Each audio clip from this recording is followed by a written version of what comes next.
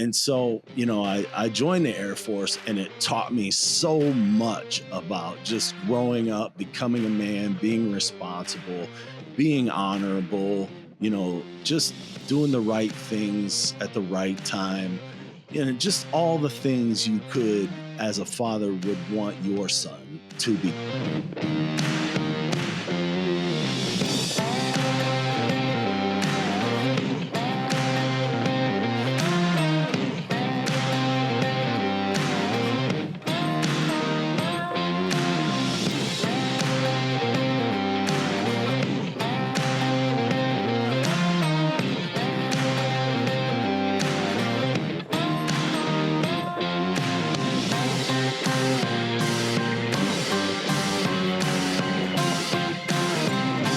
Today, we're speaking with Brandon Held. He is the podcast host of Life is Crazy. Brandon, could you please introduce yourself? Let people know just a little more about you, please. Hey, thanks. I appreciate it. Yeah, like you said, my name is Brandon Held. I'm the host of my podcast, Life is Crazy. And originally, it was a podcast I started to tell my life story because everyone that hears it tells me I need to write a book. I'm not much of a writer, so I thought, what the hell? Let's podcast it. And from there, I'm trying to evolve it into something that helps other trauma survivors, people who want self-help or self-improvement. And that's really the direction I'm heading with the podcast. Yeah, it's similar to what I am in line with my podcast. It comes out of that suffering, feeling dead in America, and overcoming that trauma, victimhood, all of that, and coming to a new place in life where you can hold your head up, feel good about yourself. I found podcasting, Brandon, and it's like therapy, but it's free, kinda. And this is one of those things that brought me in line with podcasting. And I've noticed through researching you do a lot of the similar things. You come from a similar background, alcoholic parents. I had a lot of violence and turmoil early in your life. Could you tell the people what you dealt with and how you got through the high school years? Sure, absolutely. So yeah, I grew up, my earliest memory in life is when I was 2 years old, and it's my father pulling my mother out of the shower and beating her and throwing her around right in front of me. And then, from there, they divorced when I was two, and he left, and I never saw him or met him again in his life. He has since committed suicide, so he has passed. He's gone. And so my mother married multiple times after that. And each time it was an abusive man that also, would abuse her and hit her and beat her in front of me. And, it just left me feeling helpless. Watching the woman at the time that I cared about most in the world uh, get abused and I can't do anything. It gives you this sense of helplessness. And so it turned me into like this protector mentality. So as a teenager, I had decided I wanted to become a cop. And the quickest way for me to do that was join the military. So I just had this, set. My mind was just set on, I'm going to get myself out of this environment. I'm never going to be like these people. I've never drank alcohol, done drugs in my life at all. And, I'm almost 52 years old. And it was really just that, giving myself a purpose and looking towards the future, that allowed me to, just grin and bear it and get through until I could get to that stage. Well, getting through that early childhood and teenage years, it can be tremendous. What what was it like? I know what it was like to have several stepfathers, and abusive stepfathers, breaking bones and doing things like that. What was it like for you dealing with a stepfather after losing your father? Sure, I had to deal with a couple. And one of the things that happened, so I have a sister that's a year younger, and she and I stayed together. We had the same father. Then my first stepfather, if you will, and my mother had a daughter together.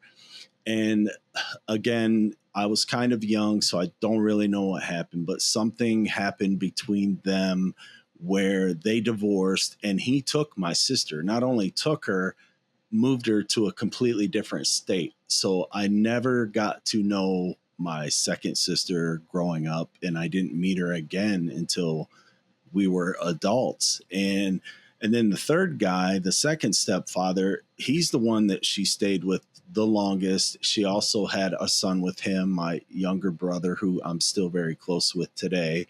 He's 10 years younger than I am. He was very scary and controlling. He was a badass dude. Like, he had a reputation for going down to the local bar and getting in fights with three dudes, and he was taking them all out by himself. He put three dudes in the hospital in a 3-on-1. So imagine me, a scrawny little teenage boy, wanting to defend my mother against someone like that. It just wasn't possible. It wasn't a thing.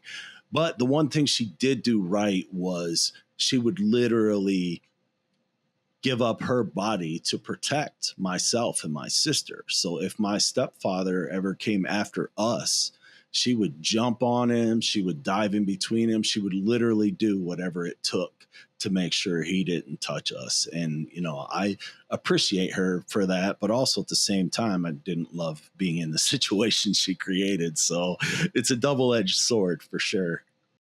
Yeah. So what's the relationship like with your is your mother still alive, and is there a relationship there? Yeah, so great question. My mother was 16 when she had me. So, yes, she's still alive. She's only, 67 years old right now. And we do have a relationship. Our relationship, as you could imagine, went through stages. The younger me very much loved her, very much felt sorry for her, and was very much protective of her. And as I got older and wiser, and not only kind of relived what we went through together, also just looked at her actions in life and what she was doing to have a better life for herself and make better decisions and make better choices. And when I didn't see that happening, we went through a little rift. We didn't talk for a little while, but at the end of the day, she's my mother, and so I wanted her in my life. She wanted me in her life, and she would always, even when we weren't talking, she would always still message me, telling me she loved me. She will always love me. She'll always be proud of me, and so we have kind of a mutual understanding to some degree relationship where she understands my disappointments in her, and you know uh, uh, not just as much with the growing up part, but just the decision making in life to not improve and make her life better and make better choices. And she is who she is, but she's my mother, and she's never been malicious or mean to me personally. So even though I wish she had a better life, I still love her, and I still, try to have the best relationship with her that I can. Now, another curiosity there is you had a younger brother with your stepfather Rick, and the, then you get shuffled off to the military. What is your relationship with your brother after that? We have a great relationship. He holds no grudges against me, which he absolutely certainly could have. He could have been like, you left when you were 17. I was 7. You left me in this environment.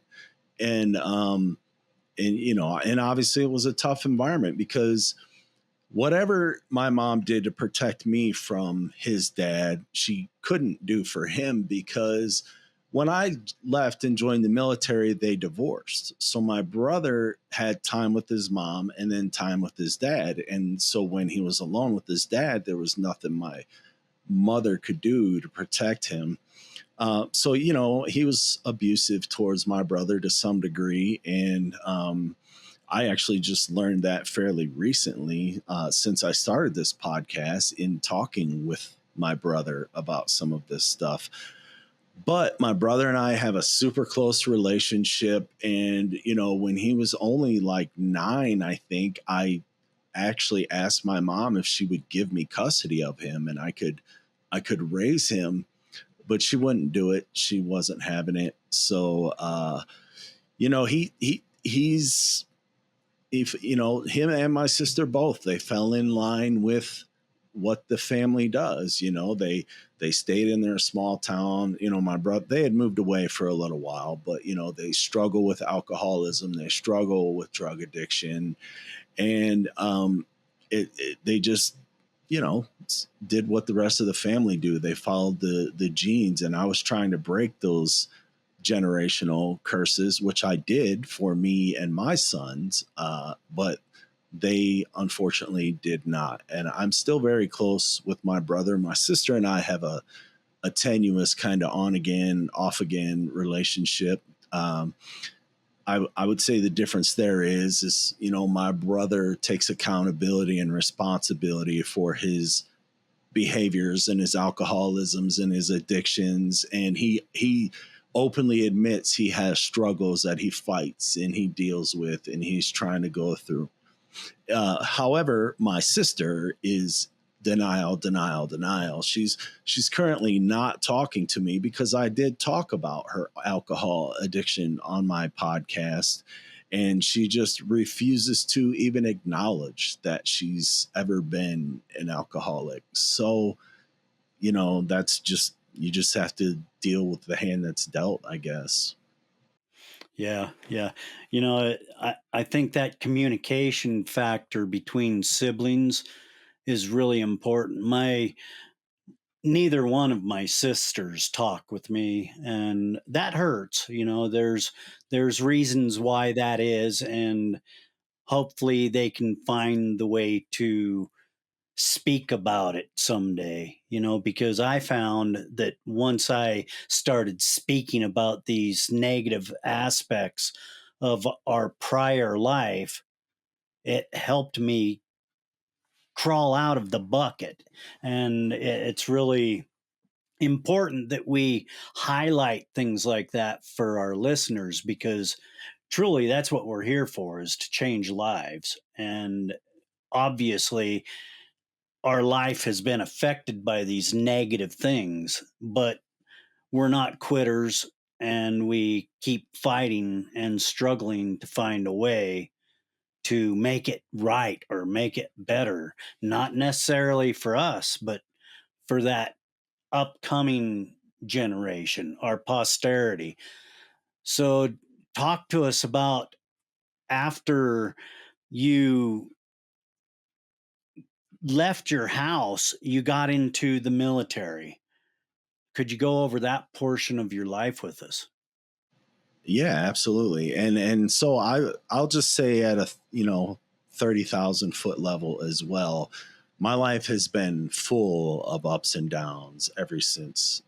My childhood was just the start. I've had some very fortunate things happen to me in life, and I've had some very unfortunate things happen to me in life. And so it's not only my childhood that I've had to fight through. I've had to fight through other demons and other things that have happened to me in life. But in response to your question, joining the Air Force was the greatest decision I ever made in my life. Now, I say that because it got me out of that scenario, that area. It showed me a different life. And as you know, your whatever your childhood is to you, that's your quote unquote quote normal, right? You don't really know that the world is so different, and families are so different and life is so different until you get out of that environment.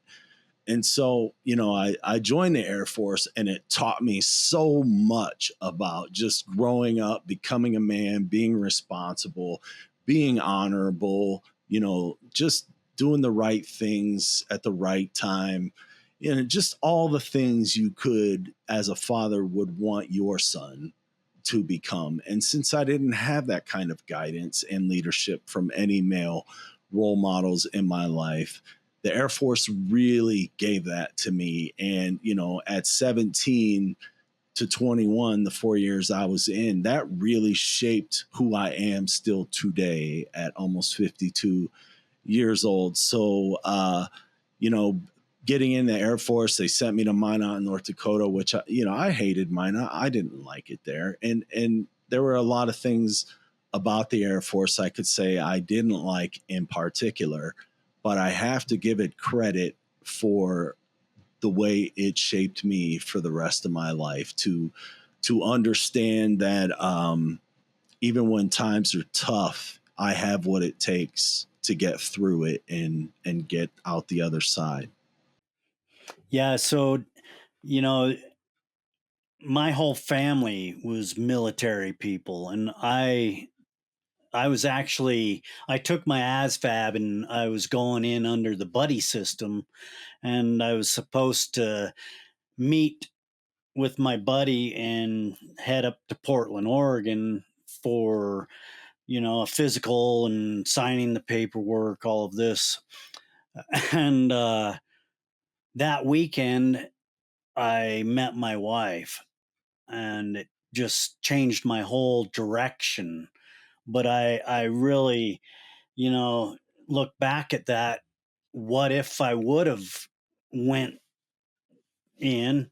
And there's a lot of what ifs, but the military can be a way to overcome a lot of difficulties in your life because they do put structure in your life.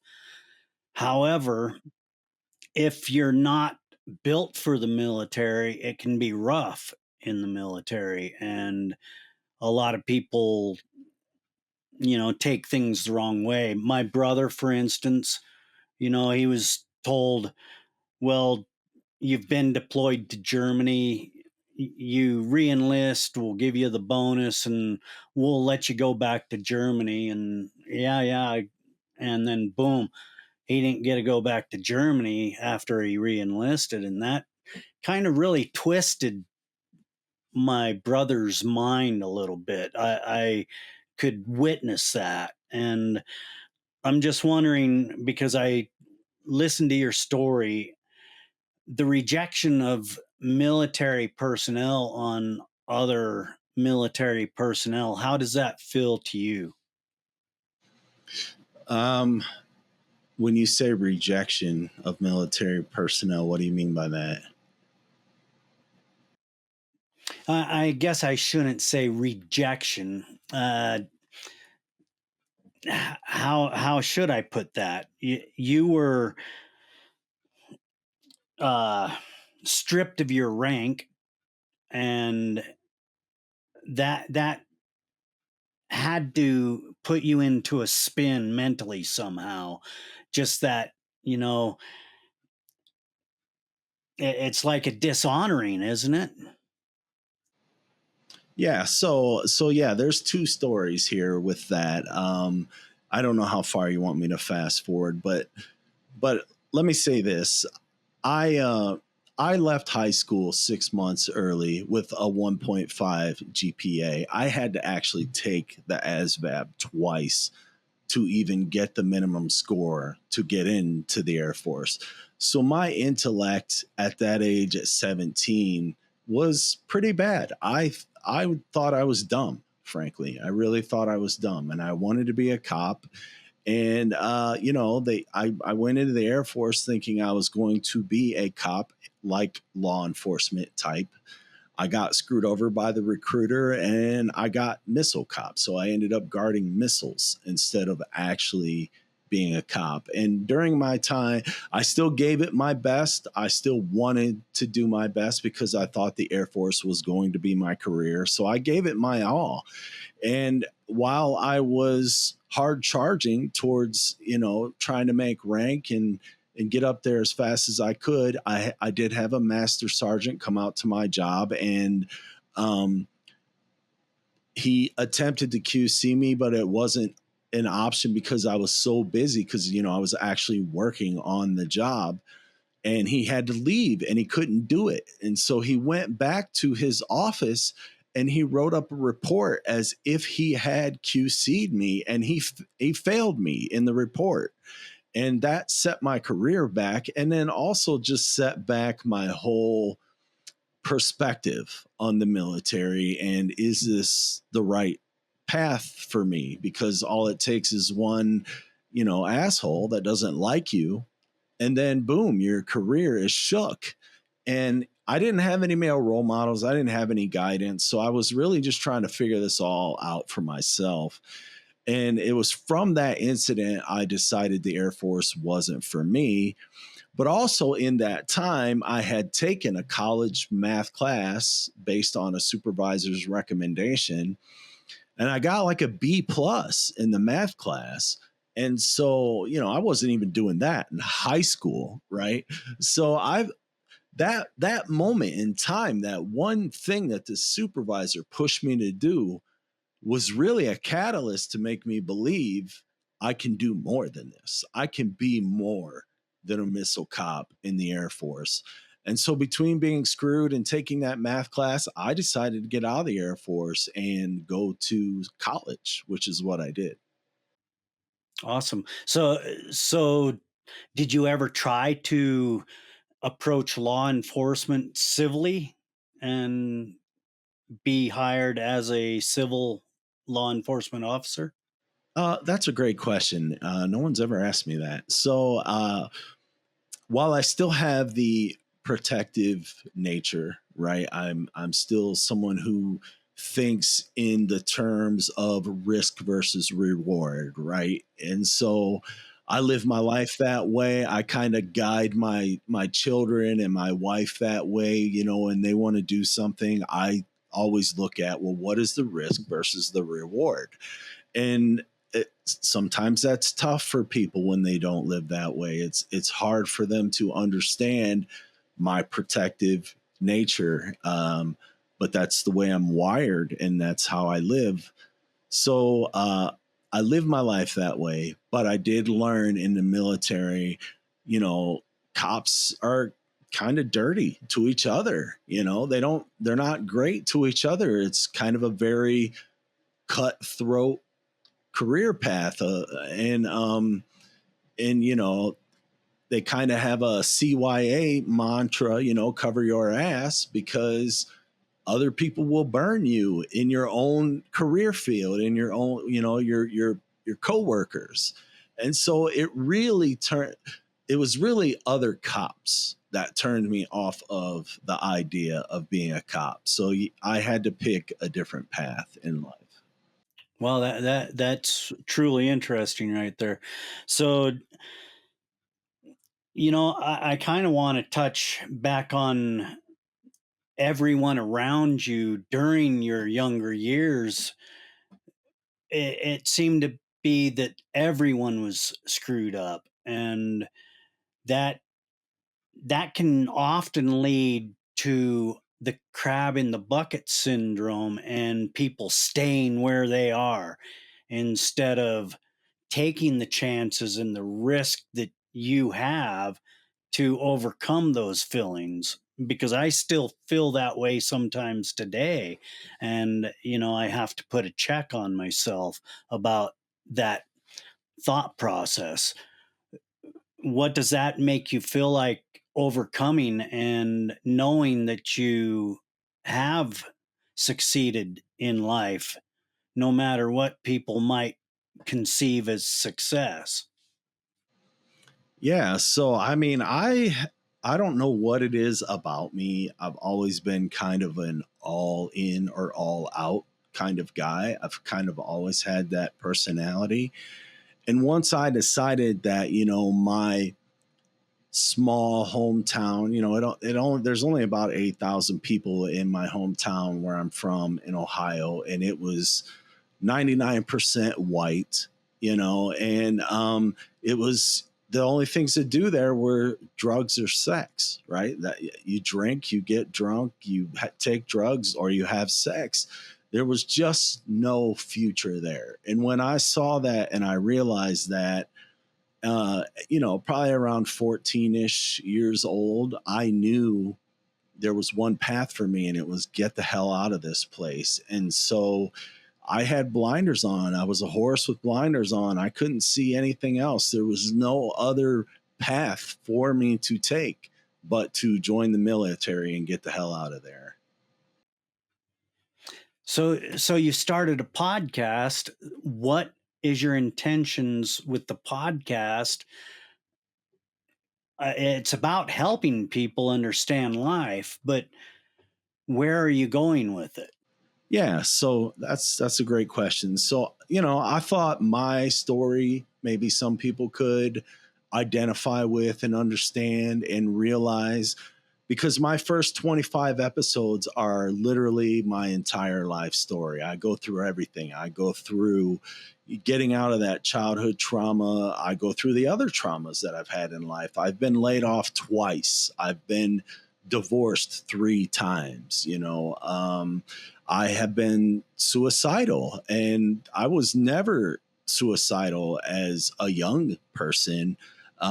And frankly, it was the military. It's the negative part of the military that I talk about. So you feel expendable when you're in the military. They treat you as if you're expendable, right? You're there to defend your country, and if you have to die to do it, then so be it. You die to defend your country. So that makes you feel less value in your life, as sad as that is. Um so I did look at my life overall with less value. And when I got in some very tough times, one time I put a loaded 9 millimeter gun in my mouth and I almost blew my brains out, but I didn't. I mean, I know why. I don't want to say for some reason, but the power of having kids and the power of, um, just realizing that it wasn't going to solve anything. Yeah, I'd be gone and I wouldn't have to deal with things, but I was going to leave everyone behind me, their life worse, So I didn't pull that trigger. I didn't commit suicide, but there was also a time, even after that, I swallowed a whole bottle of Ambien, hoping it would kill me. It didn't kill me.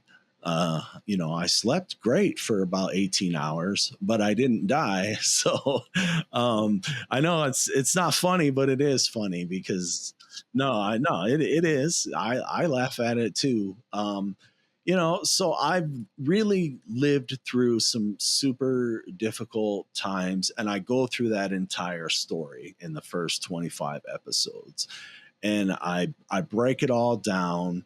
And the whole point of all of it is not for people to feel sorry for me or feel bad for me. Actually, it's the opposite point. I'm trying to show you can go through this childhood. You can go through 3 divorces. You can be laid off twice, once for almost 4 years. And you can still come out and have a great life. I have a young, beautiful wife now, from Brazil. I have an MBA and I have a great career, where I make an incredible salary. And so, really, I feel in a position where I'm able to help others, especially younger men that are going through what I've gone through, and be that mentor for them that I didn't have, that I needed so desperately when I was in that time. And so that's really what I'm trying to accomplish. You're well on your way, Brandon. It's needed a lot, especially for young men. There's a lot of women stepping up to the plate and helping these young women. It's apparent that our generation is stepping up and saying, enough is enough. Let's fix this. And I really can see there's a trend of people actually stepping up and saying, this is my story and this is my why. And I really think and feel that if people find their why and they know their story because they lived it, that can move mountains. And truly, that's what we're doing here today is we're helping the next generation. I love it. So, is there anything that you would like to add to our conversation today before we finish up? Yeah, I appreciate you, of course, bringing me on here and giving me the opportunity to speak and promote my story and what I'm trying to accomplish. I also respect very much that you're doing the same thing as well. So thank you for that. And I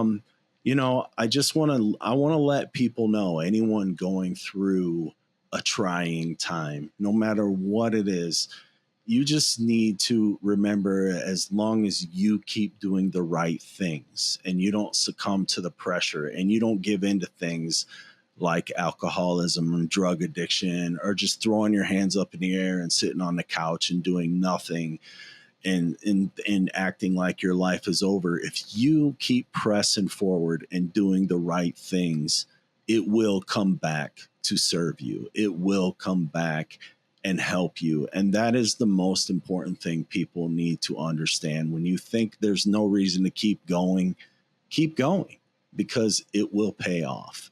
So those are the biggest messages I try to send. And I really just want to help people. And I tell my whole story, even the parts that make me look bad, like being suicidal, like being divorced 3 times, because I want people to understand I've gone through it and I'm not perfect. I'm far from perfect. I haven't been perfect, but I have learned lessons, and I've learned valuable lessons that I can hopefully get a chance to teach others before they have to walk the same path that I walked. Yeah, that's huge. And we need that. I like what you're doing, Brandon. Can you tell people how to find your podcast, get in touch with you, and find all of your socials? Yes, I appreciate that. So I have a website, brandonheld.com. And if people would go there and click on the podcast link and hit subscribe, you can subscribe to my podcast and, support me in this venture that I'm trying to accomplish. Also, you can find it anywhere you listen to podcasts. Just type in Brandon Held dash Life is Crazy, and you can find it anywhere. And I'm on Instagram, BH Life is Crazy. There's some underscores in there, but if you want to find me, you'll figure it out. It's also on my website if you go there. And finally, I do also have a YouTube channel, Brandon Held underscore Life is Crazy. And, get out and leave some reviews, people, for both of us. We love reviews, and it helps us grow that way, because then people recognize who and what we are about. Brandon, thank you for being here today and sharing on the podcast with us. Thank you for having me. It's been an honor. Thank you for joining us today. If you found this podcast enlightening, entertaining, educational in any way, please share, like, subscribe, and join us right back here next week for another great episode of the Dead America Podcast. I'm Ed Waters, your host. Enjoy your afternoon, wherever you might be.